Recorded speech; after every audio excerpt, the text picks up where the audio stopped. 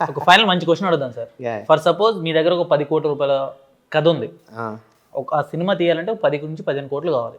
డబ్బులు పెట్టడానికి ఒక రెడీ, ఒక ప్రొడ్యూసర్ వచ్చి మీ దగ్గర కూర్చొని సరే నీకు ఏం కావాలో చెప్పు నేను ఇస్తా, కానీ నాకు ఫలానా హీరోయిన్ కావాలి, ఆ అమ్మాయి నాతో ఉండాలి అంటే మీరు చేస్తారా? ఇంకా మీకు వేరే ఆప్షన్ లేదు అన్నప్పుడు మీ థాట్ ఏంటి? మీరు ఏం చేస్తారు ఆ టైంలో? నేను ఆ విధంగా అయితే అంటే నేను చేస్తానంటే 15 కోట్లు సార్, సినిమాకి 15 కోట్లు మిమ్మల్ని నమ్మి పెడుతున్నారు ఆయన. అయ్యో ఆయన కావాల్సిన చిన్న కోరిక ఆయన అడిగారు, అప్పుడు మీ రియాక్షన్ ఏంటి? ఎందుకంటే మీ మొదటి సినిమాకి మీరు చెప్పారు డైరెక్ట్గా, లేదు సార్ ఇలాంటి ఏమైనా అడిగితే మాత్రం నేను చేయను అని చెప్పి. ఇది సెకండ్ సినిమా, పెద్ద బడ్జెట్, పెట్టే వాళ్ళు రావట్లేదు, ఒకడు వచ్చాడు, అప్పుడు ఏం చెప్తారు?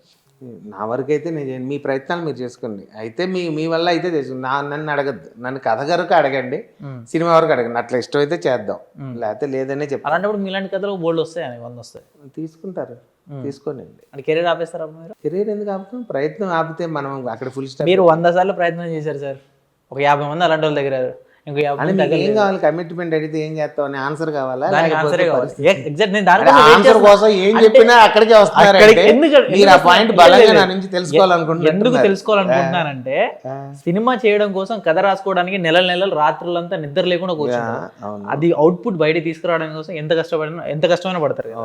అలాంటప్పుడు ఇలాంటి వాళ్ళు తగిలినప్పుడు మీరు ఎలా బిహేవ్ చేస్తారో, వాళ్ళని ఎలా కన్విన్స్ చేస్తారు అనేది నా క్వశ్చన్. అది నాకు కావాలి, మీరు ఆన్సర్ నాకు చేయట్లా. ఎలా క్వశ్చన్ కాదు, నేనంటూ ఇంకొక 2-3 ఏళ్ళైనా వెయిట్ చేస్తానేమో కానీ నాకు అలాంటి ముందుగానే నేను ఇంతగా మా ప్రొడ్యూసర్కి ఎలా చెప్పాను, జరిగిందిగా, సినిమా రిలీజ్ అయిందిగా, ఏ ఇబ్బందులు పడలేదుగా. అలాంటి రోజు అలాంటి ప్రొడ్యూసర్ నేను, ఎందుకంటే అక్కడే మనకి దేవుడి బలం సపోర్ట్ చేయాలి మనకి. అక్కడ దేవుడు మనకి సపోర్ట్ చేసి ఆ విధంగా చెప్పింది అర్థం చేసుకొని అన్ని ఇవ్వగలిగే ప్రొడ్యూసర్ని ఇస్తాడేమో అనుకుంటున్నాం. పాజిటివ్గా ఎందుకు ఆలోచించకూడదు? ఇలాగే అవుతుందని ఎందుకు? మన ఛానల్లో చాలా వరకు రియల్ ఎస్టేట్ వీడియోస్ ఎక్కువ పడుతున్నాయి. పాజిటివ్ అనుకుంటే అది కరోనా, పాజిటివ్ అనుకుంటే కరోనా. అండ్ ఇంకొకటి, మన ఛానల్కి వచ్చేసరికి చాలా వరకు real estate videos and doctor videos ఎక్కువ చేస్తాం, మన హెల్త్కి సంబంధించినవి. సో అటువంటి వాళ్ళు ఎవరైనా చూస్తే మీ దగ్గర మంచి స్టోరీ ఉంటే ప్రొడ్యూస్ చేయడానికి డెఫినెట్గా వస్తారు. Thank you so much sir, and all the best. ఎప్పుడు నెక్స్ట్ సినిమా ఎప్పుడు?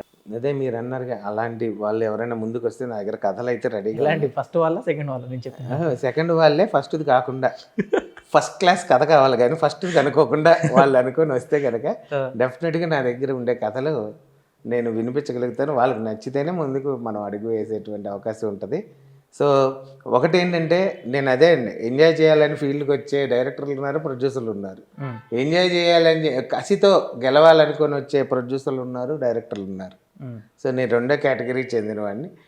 ఎదగాలి, నెక్స్ట్ ఏం చేయాలి అనే స్టెప్పే ఉంటుంది. కానీ నా మైండ్లో ఈ వయసులో ఏ అమ్మాయిని పడేయాలి, ఏ అమ్మాయిని కమిట్మెంట్ అడగాలి అనేటువంటి దానికంటే కూడా కెరీర్ మీదే ఇంపార్టెంట్ ఉంటుంది నాకు. సో ఎందుకంటే ఇప్పుడు నేను కొత్తగా ప్రూవ్ చేసుకునేది ఏం లేదు. ఆల్రెడీ నేను జబర్దస్త్లో ప్రజలందరికీ పరిచయం అయ్యాను.